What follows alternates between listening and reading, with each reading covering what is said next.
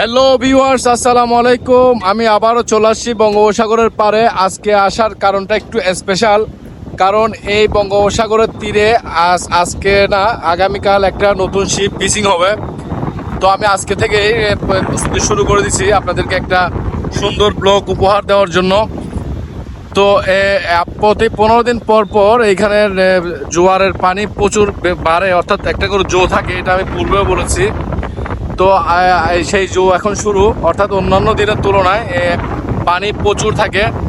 তো আমি আপনাদেরকে এখন ফুল জোয়ার আসলেও দেখাবো এখানকার পানির কী পরিমাণ উচ্চতা হয় এবং শিপ ফিশিং কত আগামীকাল সেটাও দেখাবো।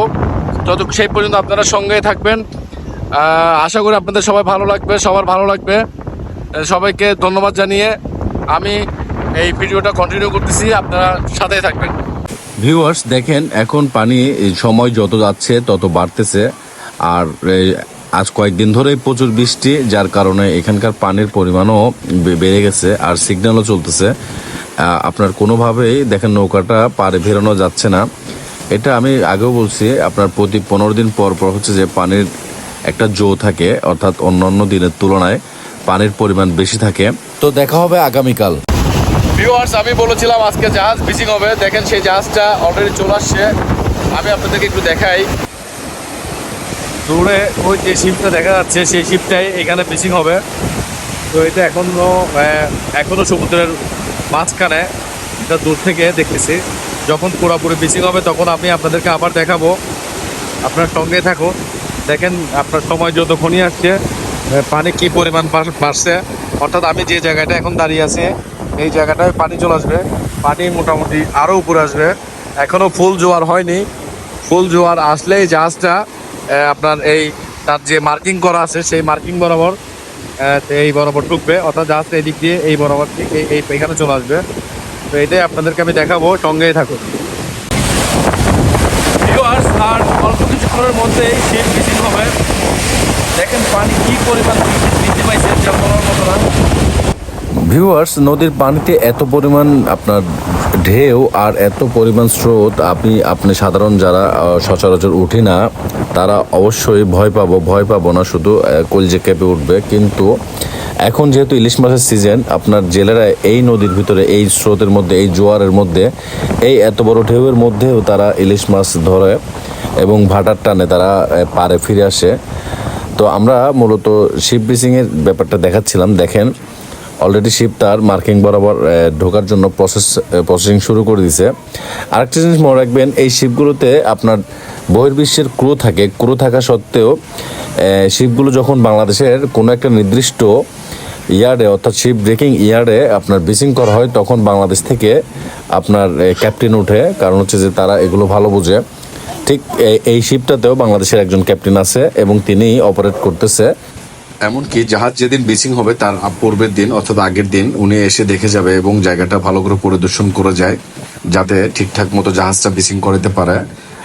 একটা জিনিস মনে রাখবেন, আমাদের বাংলাদেশের যত লৌহজাতের যে অভাবটা, সেটা কিন্তু এই শিপ ব্রেকিং থেকে যায়। মানে বহির্বিশ্ব থেকে যে শিপগুলো বাংলাদেশের শিপ ব্রেকিং ব্যবসায়ীরা কিনে আনে, এগুলো এখানে ব্রেকিং অর্থাৎ ভাঙা হয়, কাটা হয় এবং বিভিন্ন মেল ফ্যাক্টরিতে এই লোহাগুলো বিভিন্ন দামে বিক্রি হয় এবং সেখান থেকে বাংলাদেশের রড, অ্যাঙ্গেল, বার ইত্যাদি আপনার তৈরি হয় এই শিপগুলোর লোহা থেকেই। তাছাড়া আমাদের বাংলাদেশের কোনো লৌহ খনি নেই। একমাত্র লৌহ উৎপাদনের যে মূল জায়গা সেটা হচ্ছে চট্টগ্রাম, এই শিপ ব্রেকিং এরিয়া। তো আজকেও প্রতি বছর প্রতিদিন প্রচুর শিপ চট্টগ্রামে আপনার বিচিং হয়, অর্থাৎ বাংলাদেশের এই ব্যবসায়ীরা কিনে নিয়ে আসে। সেই হিসেবে আজকেও একটা শিপ বিচিং হচ্ছে। তো আমি ভাবলাম এই সুযোগটা মিস করা যাবে না, আপনাদের সাথে একটু শেয়ার করি। কারণ হচ্ছে যে আমাদের গ্রামেও আমি যখন যাই এই শিপ বিচিং নিয়ে, শিপগুলো কিভাবে আসে, অনেক মানুষ অনেক কৌতূহল দেখায়। তো আমি ওইটার উপর ভিত্তি করে আজকে শিপ বিচিংটা দেখানো। আজকে পানি এত পরিমাণ বাড়ছে আর পানির স্রোত এত বেশি, বাতাসও অনেক। আমি যে জায়গায় দাঁড়ায় ভিডিও করতেছি, আমার দাঁড়ায় থাকতেও খুব কষ্ট হয়ে যাচ্ছে, ছাতা উল্টাই দিয়ে যাচ্ছে। আপনার পানির দেখলে বুঝতে পারছেন জাহাজটা ক্রমান্বয়ে সামনের দিকে এগিয়ে আসতেছে। অলরেডি মার্কিং থেকে অনেকটাই সরে গেছে, অর্থাৎ বাতাস এবং স্রোতে জাহাজটাকে অনেকটাই ঠেলে নিয়ে গেছে। আর জাহাজটা যেভাবে আসতেছে মনে হচ্ছে জাহাজের ইঞ্জিনের পাওয়ার অনেকটাই কম।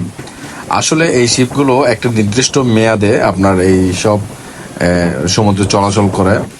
এই মেয়াদ শেষ হওয়ার আগে এই শিপগুলো বিক্রি হয়ে যায়, যেমন বিভিন্ন দেশের ব্রেকিং ইয়ার্ডগুলোতে।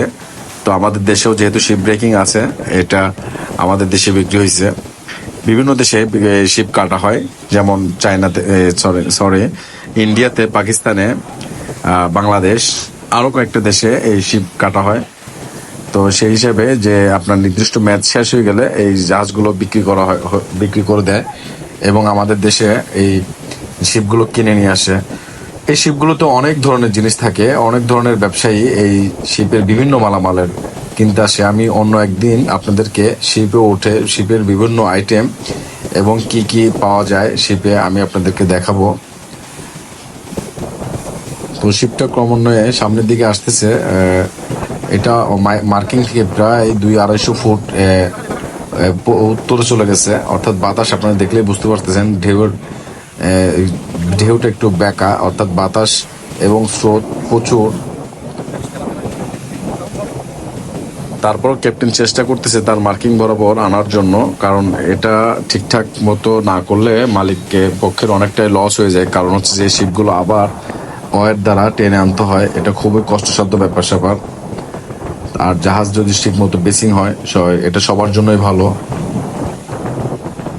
অনেক সময় আপনার শিপ অনেক দূরেই আটকে যায়, যেমন শীতকালের পানি অনেক কম থাকে, শিপগুলো অনেক বহিরে আটকে যায়। সেখান থেকে আপনার ওয়ারের মাধ্যমে এবং উইন্ডসের মাধ্যমে এগুলোকে টেনে পারে আনা হয়। এটা খুবই কঠিন কাজ।